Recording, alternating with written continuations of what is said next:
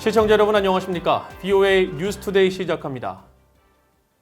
미북 대화 여부가 주목되고 있는 가운데 마이크 폼페오 미국 국무장관은 북한과 대화를 이어나갈 수 있다는데 희망적이라고 말했습니다.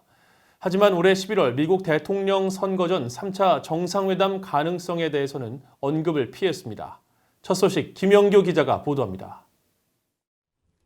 마이크 폼페오 미국 국무장관은 9일 외신 기자들과의 전화 간담회에서 11월 미국 대선 전 도널드 트럼프 대통령과 김정은 북한 국무위원장이 3차 정상회담을 할 가능성이 있느냐는 질문을 받았습니다.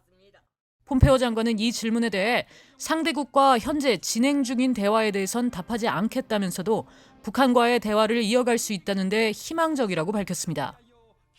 We're very hopeful that we can continue to have this conversation, whether that's at levels beneath the summit or if it's appropriate. There is a useful activity to take place to have senior leaders get back together as well. As for who and how and timing, I just don't want to talk about that today. 폼페오 장관은 이어 트럼프 행정부는 북한이 한국, 중국 같은 이웃나라뿐 아니라 보다 더 넓은 지역 전반에서 제기하고 있는 전략적 위협에 대해 진지한 대화를 하기 위한 관여 접근법을 택해왔다면서 핵무기는 북한을 보호하는 게 아니라 북한의 위험이 된다고 강조했습니다. So we took seriously this obligation to reduce proliferation and to try and convince the North Koreans to make the fundamental shift that says that those weapon systems actually create risk for it rather than creating the security blanket that they have historically believed that it did. 폼페오 장관은 또 미국은 북한과 대화를 하기 위해 지속적으로 노력하고 있다면서 이미 2018년 싱가포르 미북 정상회담 때 북한에 제안을 했다고 강조했습니다. We continue to work to establish dialogue and have substantive conversations about how we might deliver this really good outcome, this outcome of delivering peace and stability to the entire peninsula. We laid it out in Singapore. There were four major elements of this. 이런 가운데 국무부는 비건 부장관 겸 대북 특별대표의 서울 방문이라는 제목의 보도자료를 통해 스티븐 비건 부장관이 방한 기간 한국 당국자들과 만나 한반도 현안에 대해 논의했다고 밝혔습니다. 비건 부장관은 미국은 북한과의 대화에 임하기 위해 지속적인 준비가 돼 있다고 거듭 강조했으며 강력한 미한 동맹과 남북 협력에 대한 미국의 지지를 재확인했다고 밝혔습니다. 또 국제 질서를 약화시키려는 세력에 대한 대응 등 동맹국 간 공조를 강조하고 인도태평양 영내 안보와 번영에 대해서도 한국과 논의했다고 국무부는 밝혔습니다. VOA 뉴스 김현경입니다.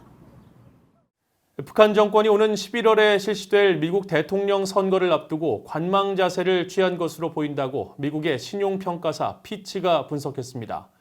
당장의 외교적 돌파구를 찾거나 미국과의 중대 위기 조성은 북한의 이익에 부합하지 않는다는 것인데 한편으로 북한 정권은 조 바이든 민주당 대선 후보보다 트럼프 대통령이 자신들에게 더 이로울 것으로 보고 있다고 분석했습니다. 김영권 기자가 취재했습니다. 미국 주요 신용평가사 피치의 컨설팅 업체 피치 솔루션스는 최근 발표한 보고서를 통해 북한은 넉 달여 앞둔 미국 대선에 대해 관망 자세를 취할 것으로 전망했습니다. 북한 당국은 추가적인 외교 돌파구나 미국과의 중대 위기가 자신들의 이익에 부합하지 않는 것으로 보고 있다는 분석입니다. 보고서는 특히 세 차례 미북 정상 간 회동에도 불구하고 미북 관계는 교착 상태에 빠져 있고 정전 협정을 대책하기 위한 종전 선언 등의 구상도 여전히 답보 상태에 있으며 신종 코로나 바이러스 여파로 미국과 북한 모두 어려움을 겪고 있기 때문에 대선 전에 새로운 계획을 추진할 시간은 매우 제한적이라고 분석했습니다. 더구나 트럼프 대통령이나 김정은 위원장의 어떤 새로운 시도도 트럼프 대통령의 재선이 실패할 경우 뒤집힐 수 있으며 미국의 최근 경제 위기 심화로 그럴 가능성이 증가하고 있다고 지적했습니다. 미국 전직 관리들도 앞서 BOA에 비슷한 견해를 나타냈습니다. North Korea has indicated zero interest in denuclearization. I don't see any diplomatic effort with North Korea started again until after the election. 피치 솔루션스 보고서는 그러나 북한 정권은 조 바이든 민주당 대선 후보보다 트럼프 대통령이 재선됐을 때 자신들에게 훨씬 큰 이점이 있는 것으로 보고 있다고 분석했습니다. 트럼프 대통령만큼 북한과 화해를 모색한 역대 미 대통령이 없으며 김 위원장과 세 차례나 회동하며 그를 공개적으로 치켜 세웠고 미얀 연합군사훈련의 취소나 축소, 주한미군의 추가 철수 언급은 모두 북한 정권의 오랜 요구사항이란 겁니다. 특히 바이든 후보가 당선될 경우 모든 협상을 다시 시작해야 한다는 부담이 있지만 트럼프 대통령이 재선에 성공해 집권 2기를 시작하면 업적 쌓기로 북핵 관련 일괄 타결 방안 등을 모색할 수 있어 북한이 이를 기대할 수 있다는 분석입니다. 더구나 바이든 후보는 전 세계 동맹 체계를 강조하고 인권과 민주주의를 훨씬 더 중시할 수 있어 트럼프 대통령과 다를 수 있다는 겁니다. 보고서는 이런 일괄 타결 방안이 추진될 경우 북한은 최소한 미국으로부터 핵 보유국 지위를 어느 정도 인정받으면서 북한의 상징적 비핵화 조치에 대한 대가로 제재 완화를 계산할 수 있다고 지적했습니다. 하지만 북한의 핵미사일 시험 동결에도 트럼프 대통령이 제재 완화를 자제하고 있는 점, 또 대북 강경파인 존 볼튼 백악관 국가안보 보좌관을 해임했지만 대북 강경책을 선호하는 마이크 폼페오 국무장관은 존재한다는 점에서 김 위원장에 대한 트럼프 대통령의 관여가 북한이 기대하는 본질적인 것보다 스타일로 특정 지을 수 있어서 마냥 트럼프 대통령의 재선이 북한에 유리한 건 아니라고 지적했습니다. 피치 솔루션스는 누가 미 대통령에 당선되든 북한 정권은 핵무기를 유지한 채 아시아 태평양 지역에서 지정학적 경쟁을 심화시키면서 중국으로부터 더 큰 지원과 지지를 받을 것으로 전망했습니다. BA 뉴스 김영권입니다. 미국 하원 세출위원회가 북한과 쿠바, 이란, 시리아 정부에 대한 직접 원조를 금지하는 내용을 포함한 658억 7천만 달러 규모의 2021 회계연도 국무 예산안을 가결했습니다. 지난 6일 국무소위원회가 가결한 이 예산안은 전년도보다 84억 6,700만 달러 증가한 것으로 북한 관련 예산은 이번에도 대북 방송과 북한 내 인권 증진 활동에 한해서만 지출하도록 했으며 대북 방송 시간은 전년도 수준 이상으로 유지하도록 했습니다. 위원회는 또 북한 정부의 사이버 공격 역량을 물질적으로 지원하는 해외 정부에 대한 원조를 제안했는데 특히 이집트와 캄보디아에 대한 원조는 올해도 이들 국가가 유엔 안보리 대북 결의 이행 등의 진전을 보여야 제공할 수 있도록 했습니다.